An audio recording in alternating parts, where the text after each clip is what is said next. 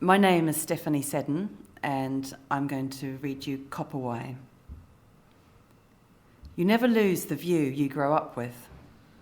Whether it's a windswept mountain, or the sea, or a tower block, the images that frame your childhood stay with you. They hang in your peripheral vision, an ever-present reminder of where you come from, a common connection to the people who still share that view. In my case, the connection is Kopuwai, a 90-foot rock standing tall in a southerly wind. In a parched corner of New Zealand's Southern Alps, the river-swallowing giant of Maori legend looks down from the summit of the mountain range that bears its name.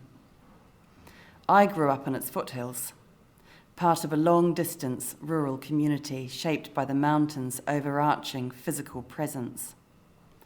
This was the backdrop to the first half of my life.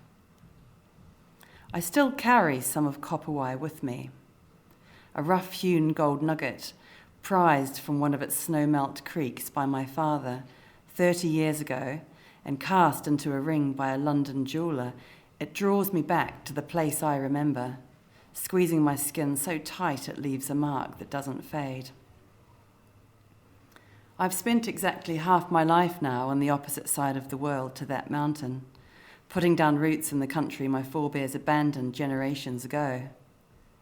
In that time, I've felt its absence sharply. I've put up pictures of it in my house.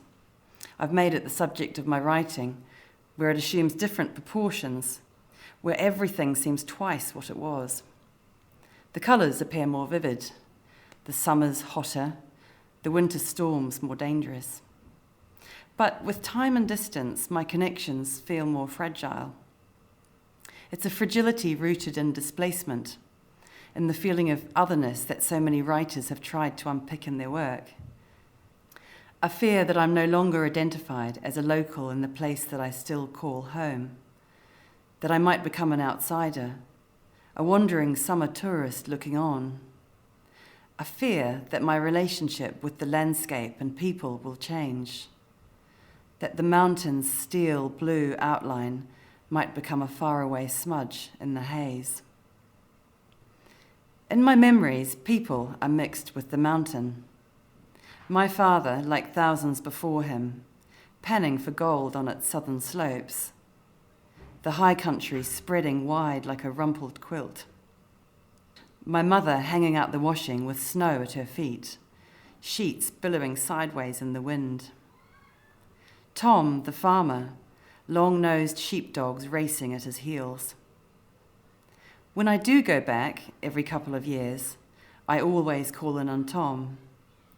He's 90 now, his memory patchy, and he spends his day indoors. He recognises my dad, and me also, but it's like he can't quite place us in time.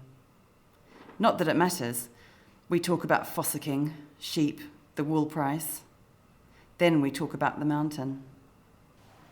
No one has spent more time on this mountain than Tom, but now his connection with it is changing, heading into unknown territory. No longer his place of work, it now seems an adversary. Dangerous scenes play out in his head. Storms, accidents. When his son goes up to move some sheep, Tom paces the house, agitated. He peers out the window, looking for cirrus clouds at the summit, innocent wisps that warn of danger to come. Like tiny specks of gold worn smooth by the creeks that wash them to the valley, his memories are travelling further from their source. Unlike me, he has never left this place, but I feel we have this in common, both now inhabiting a world where our memories of the mountain that shaped our lives have been skewed by distance and time. Like Tom, I'm changed, but still connected. Both of us catching ourselves looking back, trying to make sense of the view.